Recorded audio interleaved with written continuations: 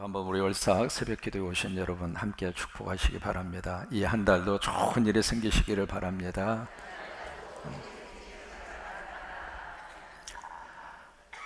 지난번 우리 128편의 요절의 말씀 1절이었죠. 1절의 말씀 같이 고백합니다.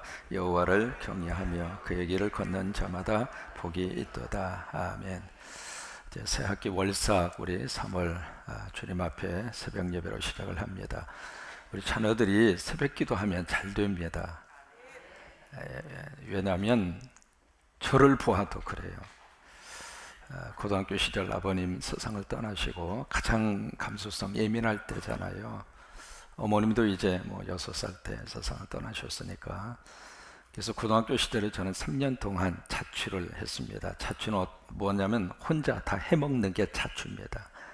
빨래도 혼자 해야 되고 밥도 혼자 해야 되고 공부도 혼자 해야 되고 말 그대로 독립투사로 살았습니다. 그래서 지금도 이제 전주 지역에서 자취를 하던 그때의 동네들이 머릿속에서 떠나지 않습니다. 고사동, 진북동, 도토리골 자취하던 동네예요. 자취하면서 가장 힘들었던 것이 밥 해먹는 것이 그렇게 힘들더라고요. 그래서 저는 그때 곧게 결심했습니다. 장가 가면 반찬 투정 안 하리라. 그래서 그때부터 편말을 마음속에 딱 새겼습니다. 주는 대로 먹자. 따라서 말하세요. 주는 대로 먹자. 이게요, 몇 끼니마다 밥 해 먹는 것이 그렇게 힘들 수가 없더라고요. 그래서 고등학교 시절에 이미 저는 온 몸으로 그것을 느꼈어요. 반찬 하는 것도 쉽지가 않고 밥을 해서 먹고 설거지 하는 것도 쉽지가 않고.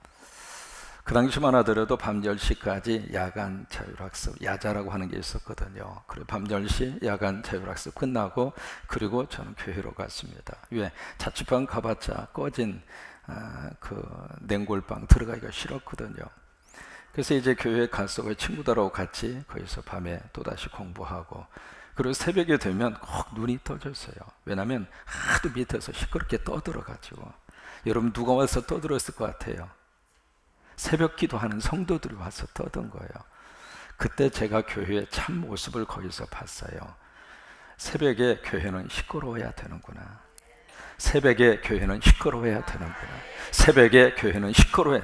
왜 그걸 참 제가 고등학교 시절에, 왜냐하면 이 세상에 새벽에 시끄러워야 할 장소는 교회구나. 그래서 이제 2층 조만한 다락에서 자다가 시끄러우니까 잠을 깨서 뭘 했느냐면 엉금엉금 기어와서 같이 새벽 기도를 드렸어요. 잘했죠. 새벽 기도를 드리면서 비몽사몽간에 새벽 기도를 했어요. 그때 무슨 설교를 들었는지 하나도 기억이 안 납니다. 그런데 딱 하나, 내가 고등학교 시절에 새벽 기도했다고 하는 영적 경험, 그 경험이 내 인생을 붙들어 주시더라고요. 여러분 새벽 기도를 드렸다고 하는 이 경험, 영적인 이 신앙적인 경험이 내 삶 속에 너무 귀한 삶의 지렛대가 됐어요.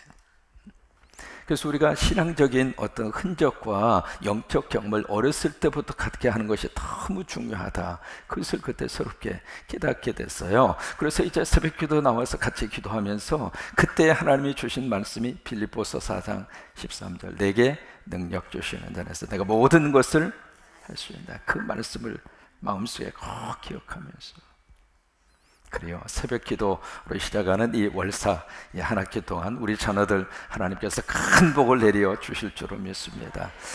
오늘 시편 129편을 보면은요, 이스라엘의 역사는 참 질곡과 고난의 역사를 그들이 헤쳐 나오게 됩니다. 1절을 보실까요? 오늘 시편에 이렇게 고백을 하고 있습니다. 이스라엘은 이제 말하기를, 그들이 내가 어렸을 때부터 여러분 나를 어떻게 했어요? 여기 나라고 하는 1인칭 대명사가 나오는데 그 나가 누구냐면 이스라엘에 대한 호칭입니다. 그러니까 이스라엘이라고 하는 민족에 대한 호칭을 나라고 하는 1인칭으로 그렇게 바꾸어서 지금 시편을 기록을 하고 있는 거거든요. 그러니까 어렸을 때부터 아주 아득한 그 옛날부터 지금까지 그 주변의 원수들과 적들에 의해서 우리가 너무 괴롭힘을 당했다, 그 이야기예요. 그 다음에 2절을 보실까요? 그들이 내가 어렸을 때부터 여러 번 나를 괴롭혔으나 나를 이기지 못하였도다. 이게 두 번이나 반복한 이유는 그 이스라엘의 역사 자체가 그렇게 고난스러운 역사였다라고 하는 것을 강조를 하고 있는 거예요. 3절을 보시면은 그 고난이 어느 정도까지 그들에게 심하게 와 닿았는가.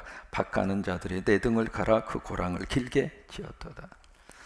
여러분, 고랑을 보시면 길게 이렇게 고랑이 나 있잖아요. 그런 것처럼 마치 그들의 등과 그들의 몸은 하도 박해와 학대와 고난을 당해서 등이 쩍쩍 갈라져 있다, 그 말이에요. 그 정도로 이스라엘 백성들의 역사는 말 그대로 고난과 질곡의 역사를 그들이 살게 되는데, 크게 역사적으로 두 가지 고난의 터널을 그들이 지납니다. 첫째는 애굽에서 430년 동안 노예로 살아요. 여러분, 1, 2년 노예로 사는 것이 아니라 430년 동안, 말이 그렇지 430년 동안 노예로 살았다는 이야기는요, 그 민족의 역사의 뿌리가 송두리째 흔들렸다, 그 말이에요. 또 그것으로 끝나지 않았습니다. 바벨론이라고 하는 나라에 끌려가서 70년 동안 노예살이를 합니다. 그러니까 이 두 가지의 큰 역사적인 이 사건이 이스라엘 백성들에게 있어서는 견딜 수 없는 고난과 아픔의 역사였다, 바로 그거예요. 그래서 그것을 지금 생각을 하면서 내가 어렸을 때부터 우리 민족이 저 태동하는 그때부터 지금까지 한두 번도 아니고 여러 번 우리가 괴롭힘을 당했다, 그렇게 표현을 하고 있는 거예요. 여러분, 올해 3.1운동 98도를 맞이하는 바로 그날입니다. 우리는 일제로부터 몇 년 동안 압박을 당했죠? 이것은 꼭 역사적으로 기억하셔야 돼요. 수능에 나오니까. 몇 년 동안 우리가 괴롭힘을 당했어요?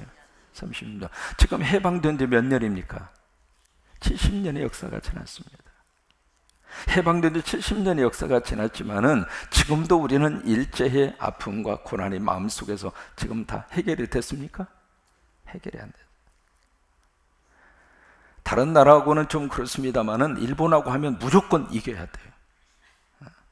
축구를 하더라도 이겨야 되고, 지기만 하면 속에서 막 열통이 터지는 거예요. 지금도 우리 마음속에 그런 일본에 대한 미움, 일본에 대한 악감정, 그런 감정도 우리 가슴속에 남아있는데, 제가 이제 깜짝 놀란 게 저희 아이들도 똑같은 감정을 가지고 있어요. 그들은 다 미국에서 태어난 친구들이에요. 앉혀놓고 말해줘. 일제 36년 그 아빠, 그 초곤초곤 그렇게 설명 그렇게 들은 친구들도 아니거든요. 그런데 그들도 일본과의 관계에서 무슨 일만 일어나면 막 우리하고 똑같은 감정을 가지고 있고, 그런 것을 표현하는 것을 보면서 그때 느꼈어요. 야, 얘네들도 완전히 조선 종자구나. DNA는 어디로 못 가는구나. 그 핏줄이 그렇게 흘러가는 거예요. 지금 이 시편 129편을 이 하나님이 우리에게 기록을 해주면서, 그때 이스라엘 백성들이 그렇게 고난과 역경과 아픔의 그 역사를 그들이 살았다, 그것을 다시 회상하고 그것을 그들에게 알려주기 위해서 시편 129편을 쓴 게 아니에요. 그러면 4절에 보실까요? 그런 속에서, 그 고난 속에서 하나님이 지켜주셨다, 그것을 말하고 싶은 거예요. 하나님이 그들과 함께 하셨다. 하나님이 그들을 떠나지 아니하셨다. 역사의 등불이 꺼질 수밖에 없는 그 순간에도 하나님은 그 민족을 책임지셨고, 그 민족을 도와주셨고, 우리 민족을 하나님이 붙들어 주셨다. 그걸 말하고 싶어서 이 시편을 쓰고 있는 거예요. 과거 일본이 우리들에게 했던 좀 견딜 수 없는 역사의 어떤 그 슬픈 역사, 그것을 계속 우리가 되풀이하는 이유는 그것으로 되풀이하고 끝나면 의미가 없어요. 중요한 것은 그 속에서 하나님이 영적으로 우리 민족을 어떻게 이끌어 주셨는가, 그것이 붙들어지고 그것을 다시 우리가 회복하는 것이 오늘 우리에게 더 절실하고 필요하다고 하는 거예요. 4절을 보실까요? 여호와께서 어떻게 하사, 이것을 말하고 싶은 거예요. 여호와께서 의로우사, 하나님은 의로우셨다. 하나님은 의로우셨다. 하나님은 선하셨다.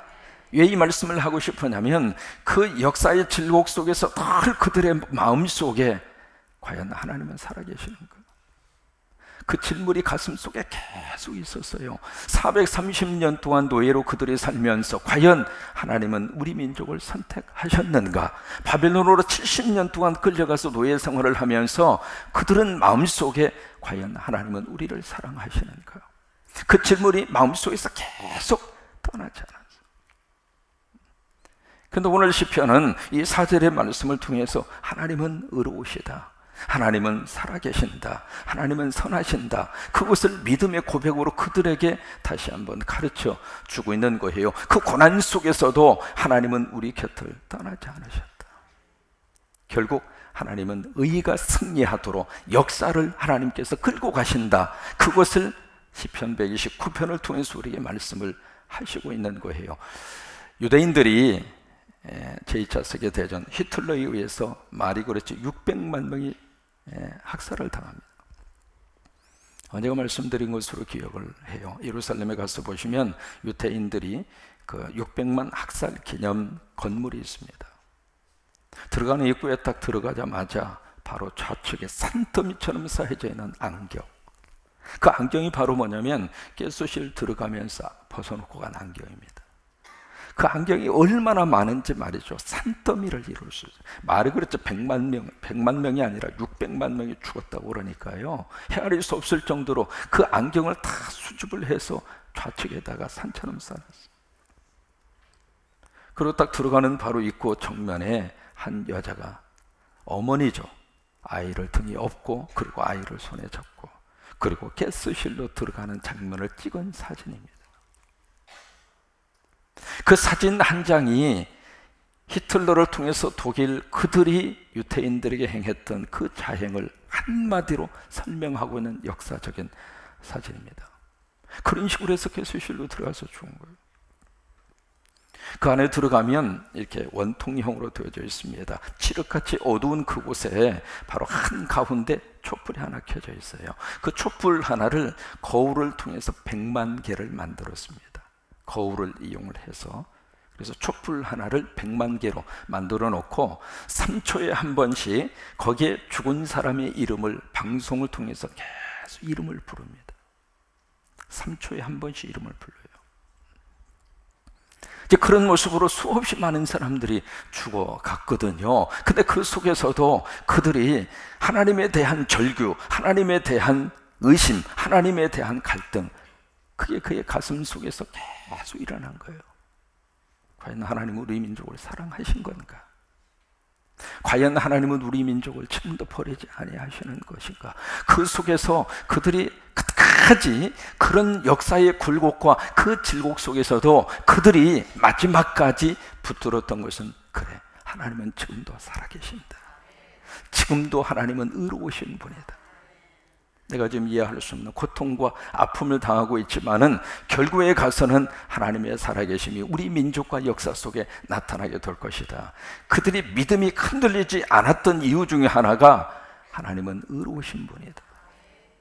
같이 한번 고백하실까요? 하나님은 의로우신 분이다. 이거 하나 붙은 거예요. 오늘도 우리 안에 이런 믿음이 살아있을 수 있게 되기를 주의 이름으로 축원합니다. 세상의 역사는 세상이 원하는 방향과 그런 모습으로 흘러가는 것처럼 보입니다. 그러나 그 역사 속에서도 하나님은 함께 하십니다. 결코 우리 민족 하나님 버리지 않으셨습니다. 우리 민족 하나님이 도와주실 것이고 하나님이 역사해 주시게 될 것이고 결국에 가서 하나님이 다시 우리 민족을 들어 쓰실 줄로 믿습니다. 여러분, 일제시대에 가장 믿는 사람들에게 힘들었던 것이 신사참배입니다. 일본 사람들은 왕이 살아있는 신이에요. 살아있는 신.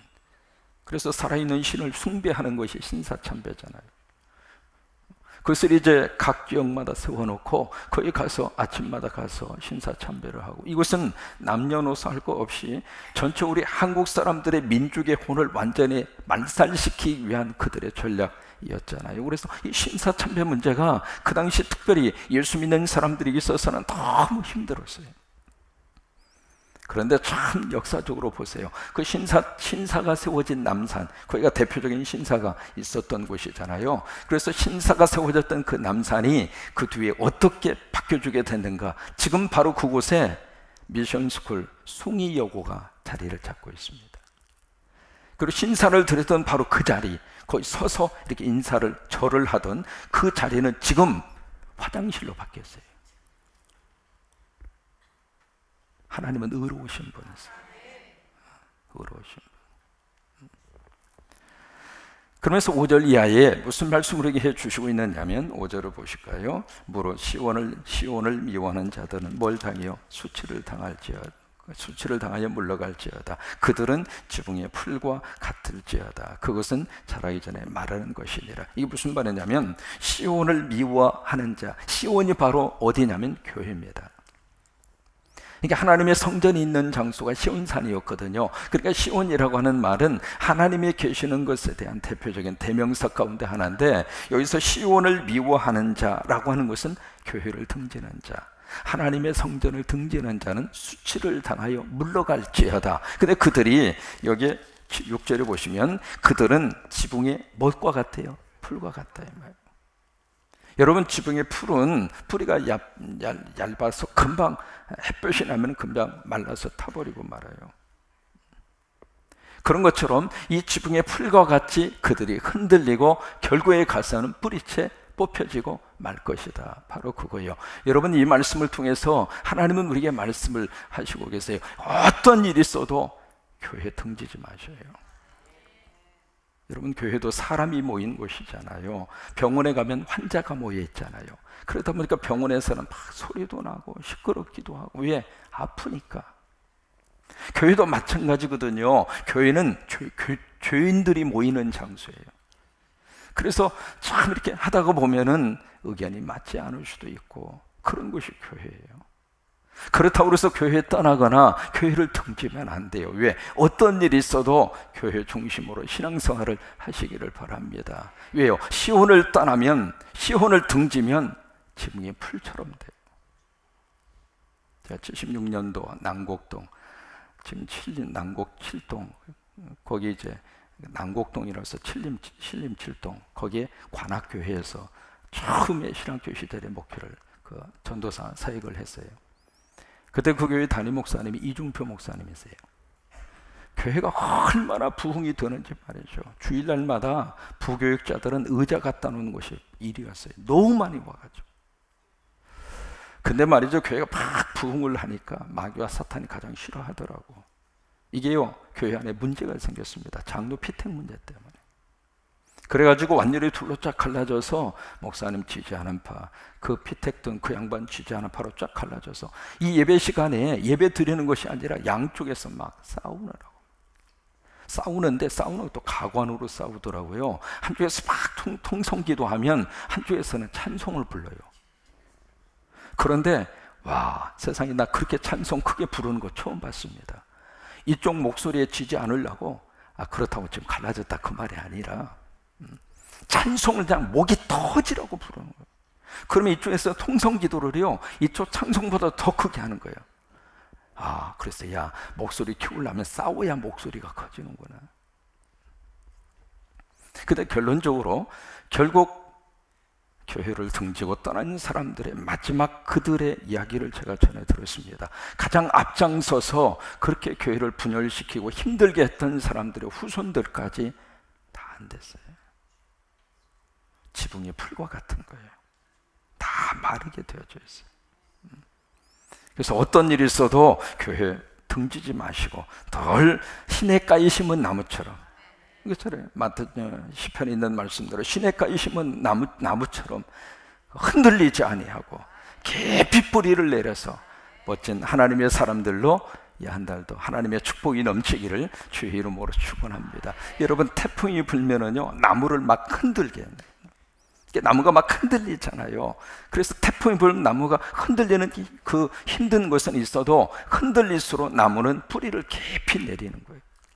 그래서 뽑히지 않는 거예요. 겨울이 되면 어렸을 때부터 했던 것 중에 하나가 뭐냐면 보리 밟는 거. 혹시 기억나셔요? 볼이 있으면은 겨울에 말이죠, 쭉 이렇게 서서 이렇게 밟아요. 여러분, 왜 그 보리를 밟는 줄 알아요? 그 연하게 나온 그 새싹, 보리 새싹을 밟으면 얼마나 아파요. 보리가 말은 안 해도 얼마나 아프겠어. 아야 왜 밟아 그렇게 아니겠어요. 그래서 쭉 서가지고 보리를 이렇게 밟거든요. 밟는 이유가 있습니다.